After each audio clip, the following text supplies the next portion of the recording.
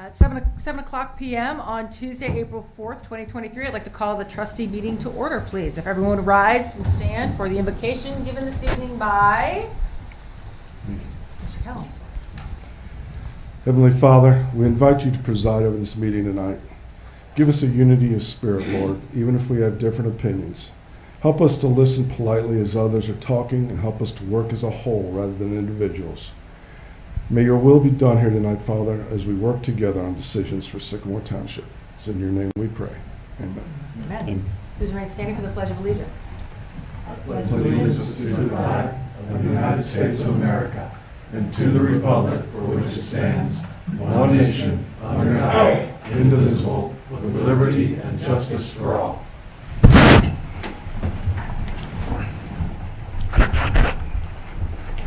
If Mr. Dieters would note that all three trustees are present. The first item on the agenda is approval of minutes. I know the first item on here is the approval of the Tax Incentive Review Council meetings, but I believe those are more appropriately, we determined that was more appropriately addressed by the actual Tax Incentive Review Council. So we're gonna pass on that item on the agenda. However, I would be looking for a motion to approve the meeting minutes from the public hearing for the March 21st, 2023 traffic study. Motion to approve. Second. Any discussion? Mr. Dieters. Mr. James. Aye. Ms. Schwegman. Aye. Mr. Weedman. Aye. And then second, we are looking for a motion for the March 21st, 2023 trustee meeting. Motion to approve. And second. Mr. Dieters. Mr. James. Aye. Ms. Schwegman. Aye. Mr. Weedman. Aye. Next item on the agenda, this evening we have a presentation from a representative from Sorta Metro. Do we have that individual here this evening? Doesn't appear as though that individual is here, I so was in the audience, but she just got up and walked away, so I don't know. we're gonna pass on that agenda item, or I think we that's who it was. come back. Maybe check. Did she go out? Looks like she got a phone call. Oh, We can come, I mean, Come back to it. we can come back to her. I don't think, are we up? Not in there. Out there in the lobby. She's not out there. Okay, we're gonna move on from that item for the moment, I guess at we don't least. have a presentation. Public comments, has anybody signed up for public comments this evening? We have. Oh wait, is she coming? Hi. I'm from Metro. Is it possible we move our presentation back a little bit? I'm still waiting on a colleague. yeah, that's Yeah, no, fine. that's fine. Okay, That's fine. thank you. Sorry about that. No, that's all right. We have one individual who has indicated they would like to speak this evening, Tracy Hughes. Tracy, if you wouldn't mind, just when you get up here, you know the drill. If you could state your name. It's been and- a while. I haven't been here for a You while. can give us your name and address for the record, please. Okay, Tracy Hughes, 4705 Dunedin Avenue. I just have a couple follow-up from the traffic meeting we had a few weeks ago. I am trying to determine, get a clear explanation of the 200-foot notice that went out to some residents in Holiday Acres and not other. Because my reasoning is this traffic study focused on Kenwood and Montgomery Road. I am nowhere near 200 feet, but up to my street, half of my street got notices that there was going to be the hearing. If it was going to be about Orchard, because that was a big part of the conversation, okay, I guess I would be 200 feet, but then why didn't the whole neighborhood get notices? Because it certainly said, oh, we now have Happiness Way with the signal. Those people who were 200 feet from Happiness should have got, I'm really confused. I also am confused why business owners did not get notices. The church did not get a notice. The BP station did not get a notice. Do you not give notices to businesses? That's just a question. I'm very confused because people really need to be aware, and I didn't know why it wasn't, you know, an email blast come to the, you know, I don't know whether you guys can do that or not, but I was really confused by how people got notices on that and what the reasoning was behind it. So that was very concerning to me. So, and just another comment on the traffic study. Won't the development of the Montgomery Road parcel on the southwest side, Kenwood Montgomery, the Taco Bell parcel, won't that affect the traffic study? Do we have developers? Are we getting proposals on development there? Won't that affect it? And are we putting the cart before the horse, or are they going to go hand in hand? That's another concern, question I have about the traffic study. And then, because I know you probably can't answer any of these questions right now. Oh, I'd be willing to address those. Okay. Okay, so we did send out every business up and down Kugler Mill, I'm on the wrong road, no wonder they didn't get it. Every business along Kenwood and Montgomery did receive the notice. Okay. They were all sent out to the owners, Okay. not necessarily to the address, but to the owners. So every business on both those roads. The Reverend told me he did not get a notice. Well, I can't, I know And we the sent BP it. people. I can't say who got it, you know. Right. BP owner may not be the owner, the address of Right, it's the BP. land, They're right. actually in Yes. Pennsylvania. Yeah, I so, get, I get that. yeah, so. I would think maybe the church would And tell I the can't, person. yeah, They were all shocked.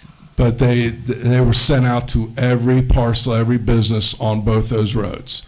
Okay, All the residents on Orchard, and then everything in the neighborhood back to Dunedin.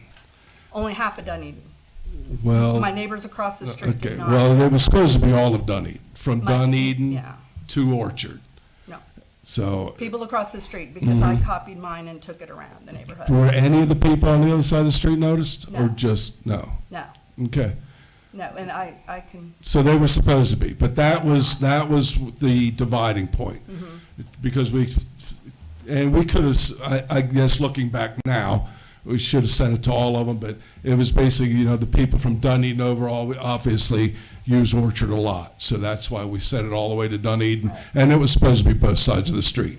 There was no, there was no intention not to give it to no. one side or the I other. just figured that was where 200 feet was, Yes. maybe? No, it had, Um, because we went way over 200 feet, because we knew how many people that it affected. Well, yeah. So we tried to send it to everybody. Yeah. As far as the development goes, the traffic engineers have somebody that they contracted with to say, after traffic management, here's how much land you have left, here's what can be built, Okay. here's how much traffic that generates, and that was included in the Okay. study. That makes sense. I get it. Okay. Yeah. Thank you. Then, And Tracy, just to follow up as well, I Sure. know that there was the request at the meeting that the survey be sent out to the entire neighborhood, and Mr. Kellums and I did Yes. speak, and that. Those that have, survey will those go out have to- been it has sent been out Oh. to The everyone entire Okay. neighborhood. in, because Glenn just talked to one of the neighbors on Frolic yesterday, and he said, I didn't know anything about a survey. I they were will just go sent on." out this week Okay. All right. to everybody on Orchard and every street in the neighborhood, all the way over to Galbraith. I would think anybody on this, in this part of, are we the south side of Sycamore, this whole area? I mean, people, Heitmeyer, Cerber, everybody's going to be affected by what goes on there. But anyway, okay. Then my last question or comment is about the festival. So I went back and read the events committee minutes and the trustee minutes about this. So when will we know who solicits sponsors and vendors? I know they just talk about we're going to get sponsors. I see the TECs are. They've been soliciting sponsors for a while now. But does the public get a list, or is it after the fact? Like, here was the budget, this is what we did, these were the sponsors?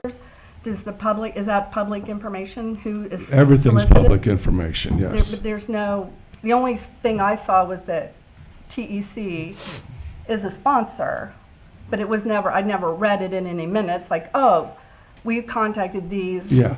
these possible sponsors, they've pledged however much money. Yeah, well, that hasn't been in a meeting, so it wouldn't be in any minutes. Okay. They've been sent out to all kinds of businesses, all kinds of people. So there's a mailing. There's a mailing. Okay. It comes back to the office, so it wouldn't be in any minutes. Okay, Yeah. all right. All right, that's it. There is a list of vendors that the committee approved, though, which Okay. Jason Petty has. I can send you that if you like. Okay. I've got a copy. Yeah, thanks. I think next up is the sheriff's patrol report. Nothing tonight. Nothing tonight. No, ma'am. All right. Can I ask about something? I don't know if, Mike, you're the one to ask, or Tracy, or someone else, but I know we had some dialogue about the diversions because of the Snyder Road bridge work ODOT is doing. I got a report from one of the neighbors today that apparently the Five Seasons Club up there is actively telling people to drive through the Somerset neighborhood to access the club. I don't know that there's anything we can do about that, but. We can be in the area and look for Yes. traffic violations, but we can't tell It's a people they public can't road. drive through a neighborhood. Yeah. And we certainly will. So Yeah. I got your email and I forwarded that on. I was out of the office Yeah, for thanks. weeks, but yeah, the guys are aware. I wanted to pass on the word I got today, so you know that. And I was gonna touch on that, Yeah. so I can do that now. We set up our signs, and it has doubled in one day. So traffic going through there has doubled from 300 to 650 in a day. So, hopefully that slows down. I was gonna have a talk with Mike today about just that thing. We can't keep them from cutting through there. It's a Right. public road, but, let's get them for rolling stops. Let's get them for speeding. Let's keep them from going through. I mean, Expecting there's a everything huge on- sign up on Snyder at Fields Erdel, and it tells them the road's closed, but they're still coming through. But we have installed radars and no-through traffic signs, which are also unenforceable, but you put them up to hope to deter drivers. They've been in both those subdivisions. In both of them? Yes, Okay. they're already up. If we put up a construction ahead or road closure ahead sign, should that deter anything, do you think?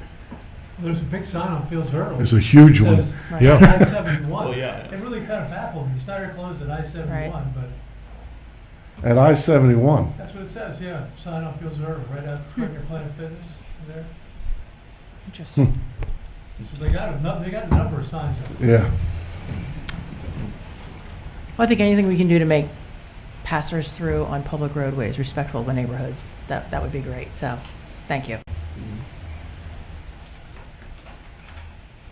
Anything else? No, thanks. EMS and fire report. Chief. Hello. We have been very busy lately with the Medicare audit that we spoke about a couple of months ago. We got a deadline on that at the end of May. And thanks to Tracy and Beth and Debbie and Steve, we've been getting a lot of help from them. They want stuff like vehicle insurance, everything. I mean, it's just amazing what they ask for. So we've been getting it. We're about 92% through the audit, and we're on the downhill slide. And I want to give a big thanks to Matt Labar. He's one of our paramedics that he took this project and ran with it, and he's been doing an excellent job.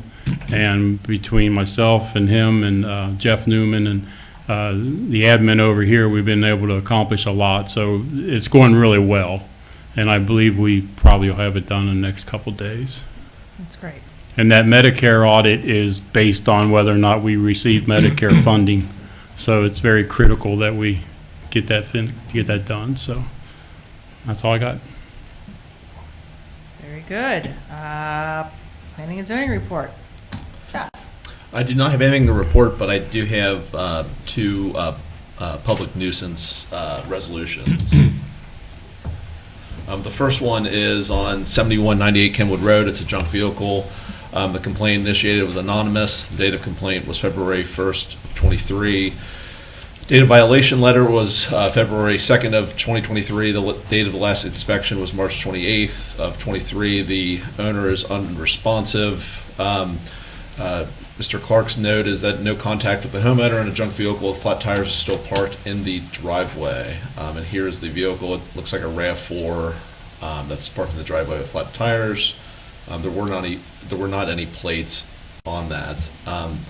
With that, for the resolution, a resolution providing for the removal of junk vehicles and the proper disposal, storage, and impoundment of a motor vehicle for the property located at 7198 Kenwood Road, Sycamore Township, Ohio 45236, by implementing the procedures set forth in the Sycamore Township Resolution number 2012-14 in sections 505.173, 505.85, and statute 505.871 of the Ohio Revised Code. Motion to approve. Second. Any discussion? Just a question, did we try to contact the owner other than through a letter? Did Kevin knock on the door, anything like that? Generally, that's his practice to, when he initially visits the property, he'll try to make contact. There was no contact that was made, so. Okay. Yeah. And I would note that when the letter goes out, there's a certified letter that goes out too, so they're aware, or should be, hopefully. Any further discussion? Mr. Dieters. Mr. James. Aye. Ms. Schwegman. Aye. Mr. Weedman. Aye. The second case is 8566 Plainfield Road, type of violation, trash in yard and driveway. Complaint initiated was anonymous. Date of complaint was February 21st of 23. Site's owner occupied. The violation went out, a letter went out on February 21st of 23. Date of last inspection was March 28th of 23. Again, the owner's been unresponsive. Mr. Clark notes that this has been a nuisance property multiple times for trash and tall grass. With that, here are the photos. So some tall grass or some trash there. With that, here is the resolution providing for and authorizing removal of vegetation, garbage, refuse, and other debris, and declaring a nuisance for the property located at 8566 Plainfield Road, Sycamore Township, Ohio 45236.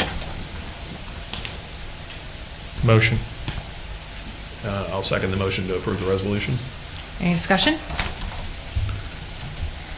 Mr. Dieters. Mr. James. Aye. Ms. Schwegman. Aye. Mr. Weedman. Aye.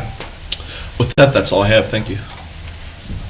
So given that my lawn was just mowed in the last week, that means it's going to be growing like a weed over the next few months. So I know that you and your team are always on the lookout for that tall grass, but this is when it starts to get a little crazy. So Yes. thanks to you and your team for traveling the township and looking for our rapidly growing lawns. Yes. Roads, maintenance, and recreation report. It looks like Mr. Rulerschaffer is not with us this evening, but I'm going to take this opportunity, because I'm sure Mr. Kellums is going to step in for him, Yep. and make note that today, April the 4th, is Mr. Kellums' 40th anniversary with the township. So he has been here a full 40 years. This is his official anniversary date. So congratulations and thank you for your service for all of these years. Thank you. And with that, I will let you carry on And with it has been a the commencement pleasure of your 40th year of work. every day for those 40 years. Tracy's surprised. We've invited some of your favorite resident neighbors. They're gathered out here. They're coming in to say hi. Nice. Yeah, I see all my friends. So a couple quick things on parks. I know there's been concern about Bob Meyer. The mulch has been done for safety concerns completed. There will be additional on the whole area, which will be at the end of this week or next week, because that's when school was going to be out, and that was the easiest time to do it. So that will be taken care of. Special Events Committee approved vendors at their meeting. Saturday, May 6th from 9 to 12 at Bechtold Park is the Pollinator event. Sounds like that's going to be a pretty good event. The Cincinnati Zoo, Cincinnati Nature Preserve, and Ohio Pollinator Habitat Initiative are all going to be involved. And the Cincinnati Nature Preserve will also have a plant sale there. Oh, nice. So that's going to be a good event. One other thing is I do have a resolution later on for some engineering. We are looking to replace the last old wooden shelter that was actually there when I started here. So that tells you that shelter's been around a while. So it's one of it's the last old wood one, needs to be repaired. It's obviously, obviously we would like to bring that up to date with the rest of the shelters in the park that look so nice. So I'll have a resolution for that later. Under roads, we had a pre-construction meeting with Ford Development on the Gideon project. We're looking at a July start. Everybody had hoped that we could get there sooner, but there's a 12 to 18 week wait on the box culvert, like just about everything else when it comes to material these days. So that has really pushed us back. We're hoping for it to still be done before September. We would love to have it done before August, because we're going to close the road. And really, it's not a problem for residents because you can get to it from both ends, but school buses are a different story. So if we start getting close, we will have to contact Princeton schools and see what we can do for them. Montgomery Road sidewalks, which was supposed to start this week, actually has been pushed back to mid-May.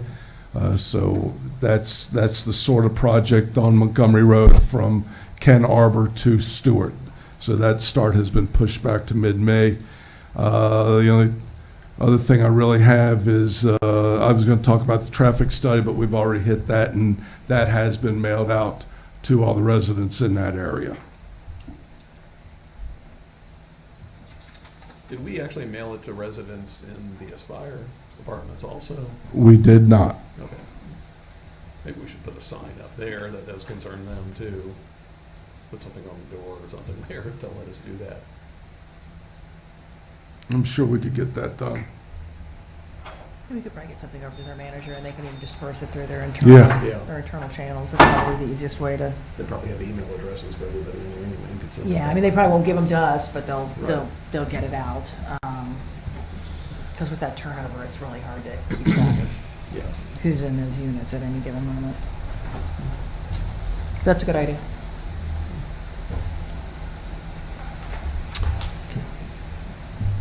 Anything else, Mr. Any other Kells? questions? No, ma'am. Law Director report. Well, hello. Hi. Landmark has filed an administrative appeal from the board's decision denying their request for a major amendment to the PUD. That administrative appeal has been assigned to Judge Barradin, and a case management conference has been scheduled for May 8th at 9 o'clock in the morning. At the case management conference, I anticipate we will just get a schedule to brief the issues. So there won't be anything of substance that will happen on May 8th. There's a resolution later on the agenda to approve and apply for funds by virtue of an opioid national settlement. This one is similar to the others that have already been applied for. Ohio has opted into a national settlement. This one is with Teva, Allergen, CVS, Walgreens, and Walmart. And assuming that the resolution is approved today, the releases have to be signed by the administrator and then sent in by April 18th. Is that your longest report ever, Larry? Yes. The only one I've had. 2 items. Wow. Okay. Administrator report. We're back to you, Mr. Okay. Cowers. So the first thing I have is I received the Hamilton County Stormwater District. They say action required. If you remember correctly, this is one that we have always refused to take action on. You know, they call this a estimated service fees. This is just a glorified tax that they tax our residents. We have never agreed with it for what our residents get for the amount that they are.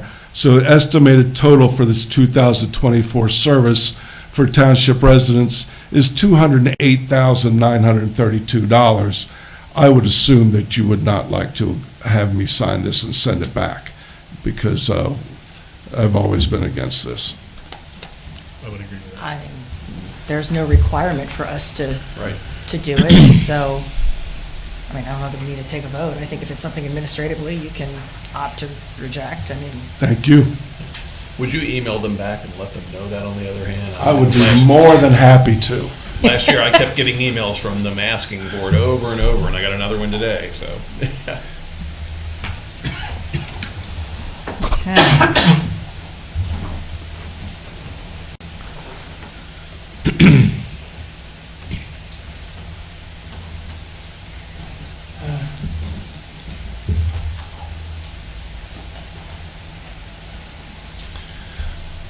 Okay, so I have a resolution for the engineering for the Bechtold Park shelter that we had talked about.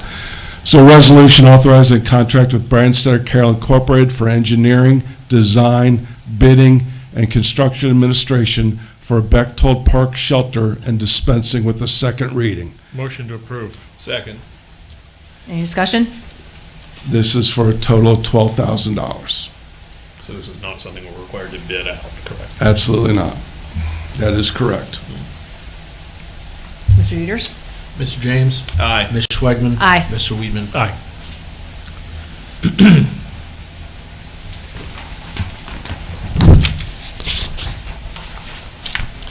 Then I have the resolution that Mr. Barbier talked about. An emergency resolution providing authority to the township administrator to execute the subdivision and special district settlement participation forms for the Teva, Allergen, CVS, Walgreens, and Walmart settlement participation agreements pursuant to the One Ohio Memorandum of Understanding and placing any received funds in the township's One Ohio Fund. Motion to approve. Second. Any discussion? Mr. Dieters? Mr. James? Aye. Ms. Schwegman? Aye. Mr. Weedman? Aye. I think we will go ahead and do the fiscal officer report. It looks like our second guest from Metro has arrived, so we'll go ahead and do the fiscal officer report. I do and then have we'll- some purchase orders. You do have some purchase ma'am. orders? Okay, let's do that. So I have several purchase orders here. 23-66-02, this is blanket vendor. This is for $20,000 for fire vehicles. This is for fleet maintenance. This is something that's been appropriated in the beginning of the year, and they had only gotten half of it up front. And so this is, actually there'll be $8,000 left over, so this isn't everything, but this is another $20,000. And this is coming out of their fire fund. Then we have 23-111 for the Deer Park Community City Schools, $893,562.90 for the first half of the school payment from the TIFs. 23-112 for the Great Oaks Career Campuses, $200,312.12 for their first half. 23-113 for Princeton City Schools in the amount of $357,274 for their first half school payment. 23-114 for Sycamore Board of Education in the amount of $93,220.44 for the first half. And 23-115 for Indian Hill Exempted Village School District in the amount of $3,267,931.61. Motion to approve previous read purchase orders. I'll second that. Any discussion? Mr. Dieters? Mr. James? Aye. Ms. Schwegman? Aye. Mr. Weedman? Aye. Okay, now let's do the fiscal officer. We had cash receipts of $811,580.66. We had check disbursements of $5,122,804.54. A complete listing of the cash receipts and cash disbursements is available in the packet. Motion to approve. Second. Any discussion? Mr. Dieters? Mr. James? Aye. Ms. Schwegman? Aye. Mr. Weedman? Aye. Okay, Metro. Thanks for coming out this evening. Thank you for having me, and thank you for accommodating my lateness mistake. Sure, and if you could do us a favor, just let us know your name so that we have them for the record. That would be perfect. Thank you. Hi, my name is Mark Saman from Southwest Ohio Regional Transit Authority, and I am the Short Range Planning Manager. I'm Madison Jeffries. I am a service planner too with Metro.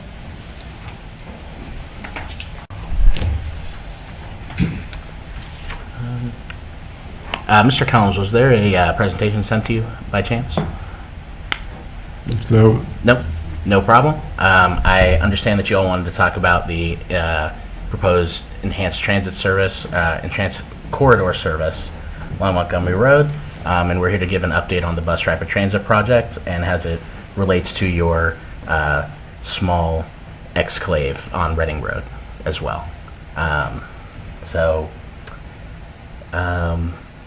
Madison, did you want to just start off with some quick updates to service in this area that we changed since last fall? So since last fall, we've been pursuing our Green-Bedding Metro plan. Most recently, we had our service change in December.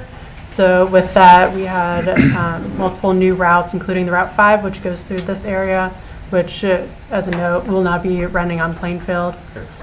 Yeah. And then along with that, we've been, with the other routes included, we were able to just generally expand connectivity throughout the entire region and expand connection to jobs and everything. So 5 is running on Plainfield. It is, yes. Yes. So it is no longer looping over to, on Galbraith to Kenwood. And on Cougar Mill. Kugler Mill, yes. I almost said Sycamore, thank you.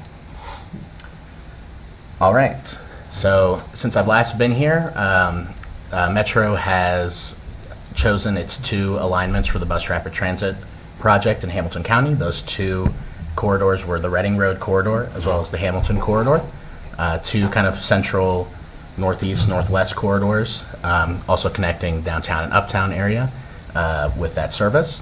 So that project is now moving on to planning and design phase, which will last for the next 2 years.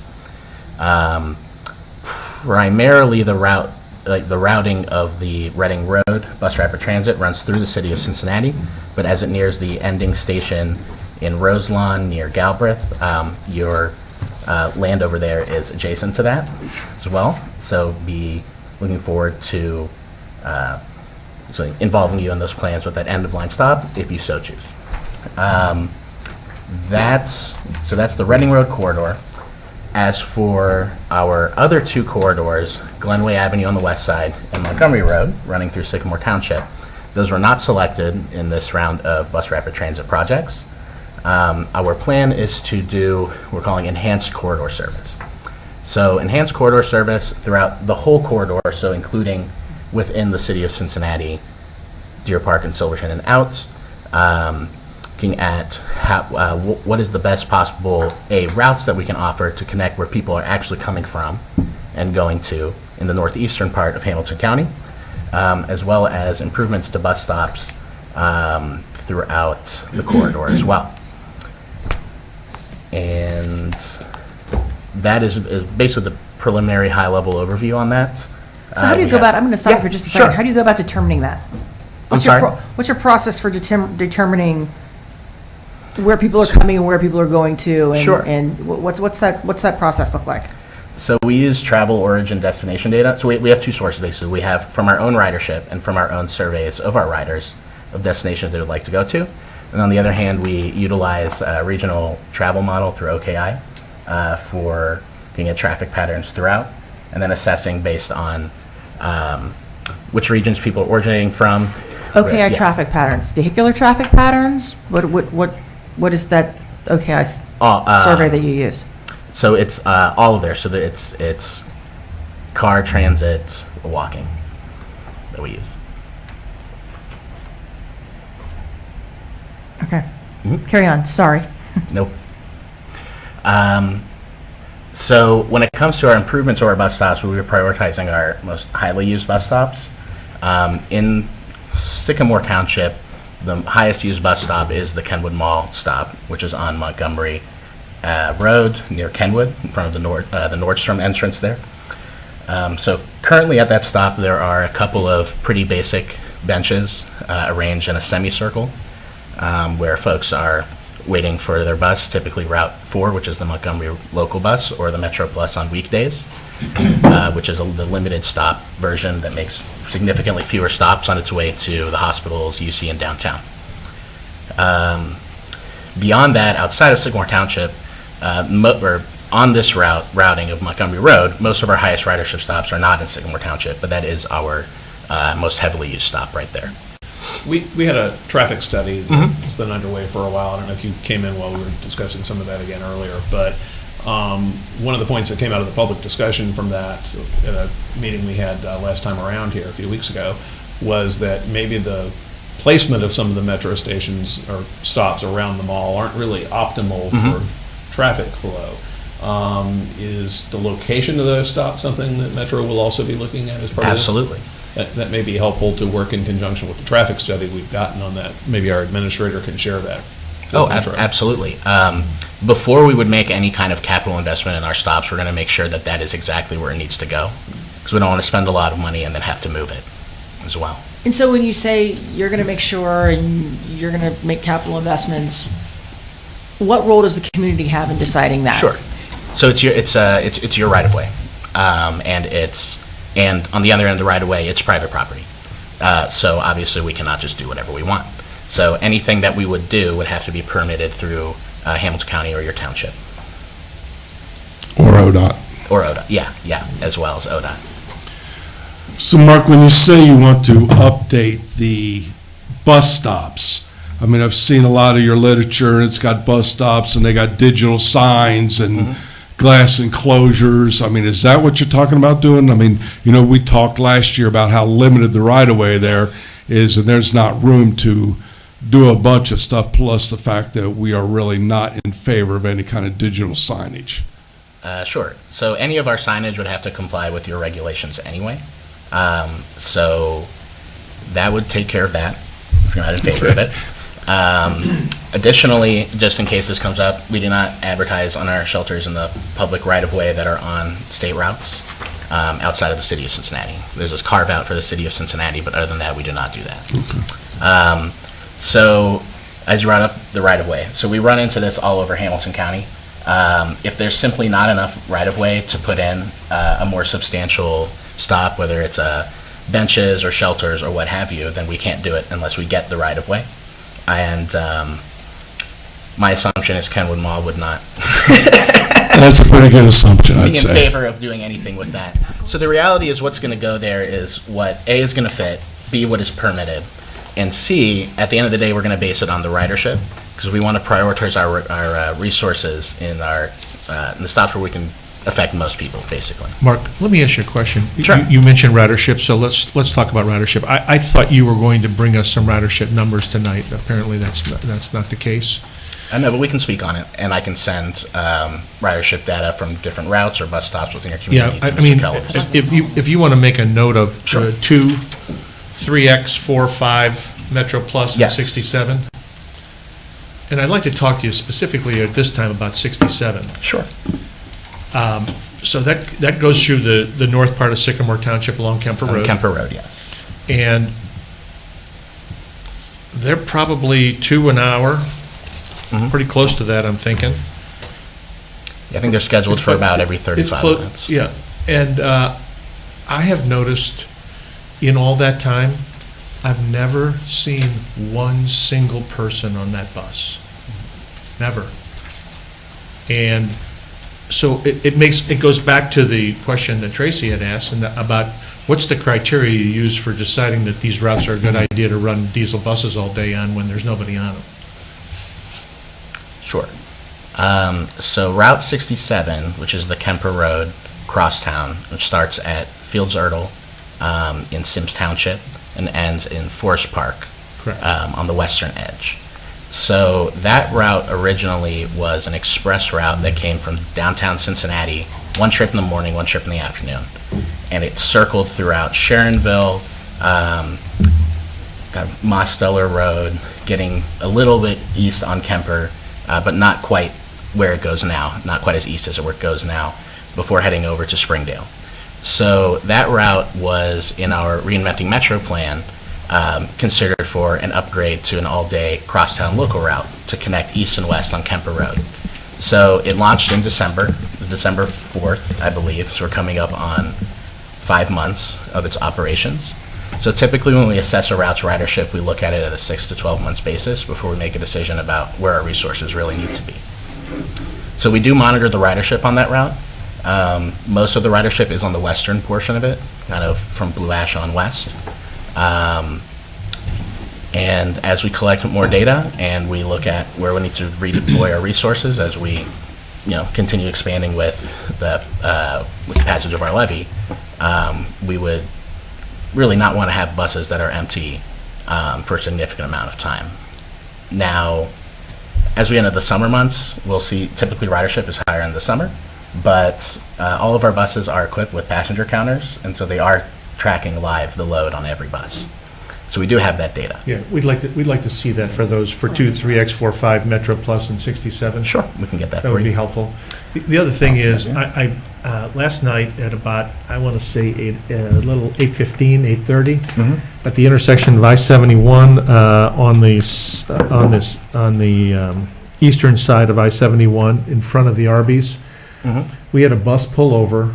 The driver got off, left the blinkers on, the emergency flashers on when they went into Arby's to get something to eat. We already have enough traffic problems in Kenwood. This is really problematic for us. And I don't know if this is standard operating procedure or what it is, but this isn't the only time I've seen buses pulled over. On Kemper Road, I don't know if the guy was, because he had nobody to pick up, he was too early, because he pulled over in front of Silver Spring House and parked with his, on Kemper Road, with his blinkers on, and was sitting there for probably 10 minutes. Yeah. And so, this is a real issue for us. I mean, the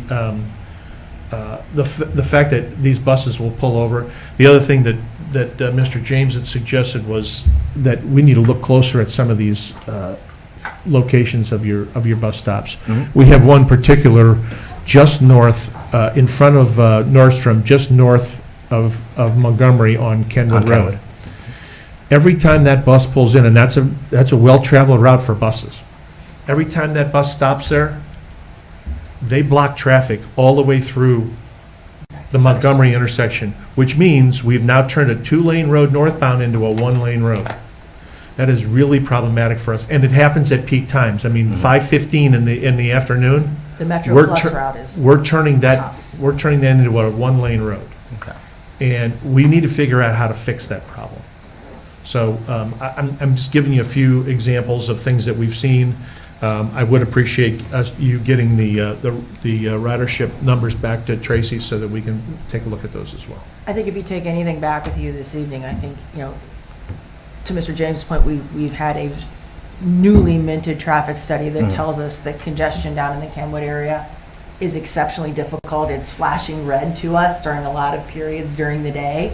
And compounding that where we've got the 3 and the 4 and the Metro Plus, and they're chasing each other around the block in both directions with about a 2, 3, sometimes 5-minute headway, it just isn't workable. And I drive it every day, and I sit there and I watch it, and I'm like, wow, I can see 3 buses as I'm sitting here at this light, 2 going this way and 1 going that way. And if I see 1 or 2 people getting on or off of them, then I need to go buy a lottery ticket, because there just isn't enough ridership. So there's got to be a way to optimize that where we're, I'm not against transit if it's actually moving people to where they need to go. I think that's an important thing. But ghost buses traveling around and causing us additional traffic headaches in an already congested area that we're trying to solve for, that's not helping us. And I don't think that's helping the businesses in the area, and I don't think it's doing a service to the community. And ghost buses aren't what you're looking for either. That's spending dollars that are not well spent.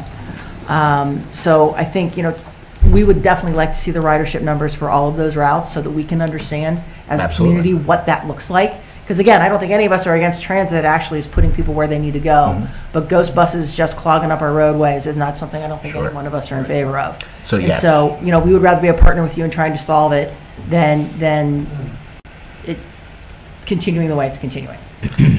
So if you could get us those numbers quickly, that would be great. I appreciate that.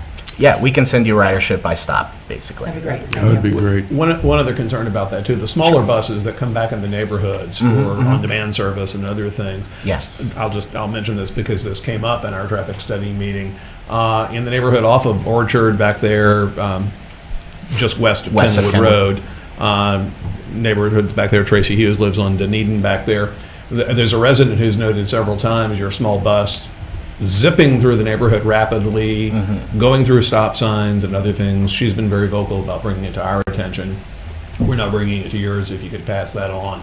Sure. I had another concern on Plainfield a few months ago where one of the buses zipping down from the Reed Hartman area to cross over through the new roundabout there at Hunt Road nearly took me out when I had the right of way in the roundabout. Just zoomed straight in faster than the speed limit. So driver safety is certainly important. So pass those thoughts on, please do. Thank you for bringing that to my attention. As for the smaller buses, the paratransit vehicles, they should be stopping at stop signs. Yeah. Hey, Mark, so you acknowledge the fact that these buses stop on these main roads? Sure, yeah. And so, I guess the question is that acceptable to Metro, to pull over on a main road and pull over to go in to get to Arby's, or? No, typically when they're doing that, it's either a restroom break or they're grabbing a drink if they're running ahead. But no, they're not supposed to stop in a travel lane. So in places where they do that, typically is where there's like a bus stop that is kind of in the parking lane, right? So they're pulled off. But no, they're not supposed to be stopping on a main travel lane. No. Montgomery or Kenwood or both roads. And they stop there all the time. So Mark, one quick question. So when I was first contacted, it was by somebody who said that they were going to come out here to talk about the enhanced corridor service on Montgomery Road. Yes. And wanted to know if we had interest in that. We said, absolutely, we'd love for you to come out. So are we talking about putting in more buses and increasing the number of buses on Montgomery Road in that enhanced corridor than there is now? No. So Route 4, which is our main line, Right. local route, which is the one that does have the highest ridership, that will likely stay generally at the frequency it is now. When we are talking about enhanced, so for example, our Metro Plus route, so that's a limited stop route. It used to run every 15 minutes. We've actually taken that back to every 30 minutes. And the productivity numbers on that have gotten better. So with that route, it currently only runs on Mondays through Fridays. So what we want to explore is running on Saturday and Sundays, as that is a major shopping day and people are still working at the Kenwood Mall on the weekends. But essentially we'd be looking at what is actually needed in this area. Now the Montgomery Road Enhanced Transit Corridor spans the whole corridor. So what we're doing here may not match what we're doing in Norwood, right? It's going to be different along the corridor. And so what we essentially would like to do is we'd like to get the mall bus stop right. And we'd like to, address all of your concerns about buses pulling off in the main travel lane, which they're really not supposed to be doing. And as you just finished this traffic study, I think it would be good for us to mesh on that and see how we can fit in with your plans as well. Now, the 4 and 5, both of those riders, those numbers of buses, they increased at the beginning of the year also, correct? So the 5 runs the old alliance. So the 4 used to branch. It had 3 separate branches. So you have noticed more buses at Kenwood Mall. That is because we don't have branches on the route anymore. So we're running, I think it used to get maybe every 30 minutes at the actual Kenwood Mall triangle. Now it's probably more like 20 minutes. At least 20 minutes, yeah. So that did, the 5 that's running runs the same frequency as the old branches did. So it's a new number, but it's the same amount of buses on that route. But yes, there was an increase on Route 4 as we now run just one through branch on that. Okay. Yeah, because I live on Plainfield, so, and there's a bus stop directly in front of my house. So I'm seeing the 4 and 5 all the time, following each other down the road. Okay. Nobody on them. They chase each other around. So it's just, that's why we'd really like to see those ridership numbers. Absolutely. You know, because a part of this was also about air pollution, you know, and if there's nobody on the buses, we're not saving ridership out of cars, but we've got these big diesels running around all day. So that would be interesting to see what those numbers are. Absolutely. So Mark, if I'm reading this schedule correctly, you have over 110 buses on Route 4 that come through Kenwood every day. Over a 24-hour. Monday through Friday. Yep, over a 24-hour period, yes. That's one route. Yep. That's a hell of a lot of buses. I mean, Multiply that times that really is. We have a lot of businesses. We have a lot of businesses and new people. Every 20 minutes, a bus comes through. No, it's less than that, Dedicated bus rider from long ago. Yep. Every 20 minutes, a bus comes through. When you layer on the 4 and the Metro Plus, I mean, it's not every 20 minutes. There's one roll, they're running That's right. literally right behind each other about 2 or 3 minutes, which is a heavy load. There's a lot of wear and tear on our roads. You know, there's a lot of pollution in our roads. Like I said, I don't think any of us are against transit. I think we want to make certain that we're optimizing it. I think, you know, in my experience in larger cities, there's the train that comes at this time, it doesn't come for another 30 minutes. And you either make this one or you gotta wait for Or an that hour. one. You know, you don't get the luxury of a bus coming or train coming every 5 minutes. It doesn't really work that way. So, you know, I think we've got to figure out, we can't have 100 buses rolling through on one route, and then we've got 3, 4 additional routes where we've got another take 100 and multiply it. That gets to be a really heavy load on in a very congested area. And we want to serve the business. We want to make certain that people need to get where they need to go, both into the township and from the township to places of employment. But there's got to be a happy medium. There's got to be a happy medium for it to work. Because what's happening right now really isn't sustainable. Understood. Is there any other questions I can answer for you all? Yeah, when you get us those rider numbers, are we going to go so it's going to show just that route for the day, or are we going to see what's happening at 3 a.m. and 3 p.m.? I mean, we could get it to you how you like. We typically show the daily total for a weekday, a Saturday, and a Sunday. But if you wanted it hourly, it's going to be a number of PDFs. But that would be fine. I'd like it by stop. I'd like to understand by exactly stop. when the Come by loads are stop. hitting. You know, look, if we need to be picking up people between 6 a.m. and 8 a.m., then let's pick up people between 6 a.m. and 8 a.m. But if Right. nobody's getting on a bus between 8 a.m. and 10 a.m., then why are we running buses through the night? You know, what are we doing? So yeah, I would that would be personally like great. to see it. The more micro by you stop, can get the for more us, the micro, better. Yeah, and if you can send a spreadsheet with precise data, we can summarize from that too, but that would be helpful to see. I mean, if you can give us, literally per bus trip, even, that may be useful if you track it to that level. all the data is public, so we can pull whatever you need. We appreciate that. Thank you. Thank you. Well, thank you for having us today. Thanks for coming out. Yeah, Appreciate thanks. it. If you ever have any other concerns, feel free to reach back out to us, either on your own or through Mr. Collins, and we'll come back. Perfect. Thank you. Appreciate it. Thank you. Thanks.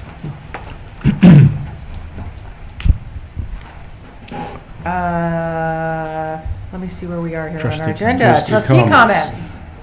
I got a few. Got a few? I just want to let everybody know that the National Weather Service has issued an advisory for a windstorm from this afternoon all the way through tomorrow night at 8 p.m. I understand there's some bad weather coming in, so everybody should be aware of that. I want to reiterate that we have our North Trash Bash on the 14th and 15th. Our South Trash Bash is the 28th and 29th, and our document shredding is on the 22nd. And that's all I have.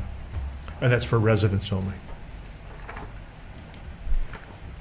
Mr. James? I've got nothing to add right now. Nothing to add at the moment. Busy month coming up, as Mr. Weidman noted. A lot of our favorite township programs are back in action this month. So hope everybody has the opportunity to jump on the website and take a look at the calendar and mark those down. For any other additional scheduled meetings and events, we ask that you please go to the township website and see the published calendar. There is nothing else. Motion to adjourn. I'll ask for a motion. Second. Second.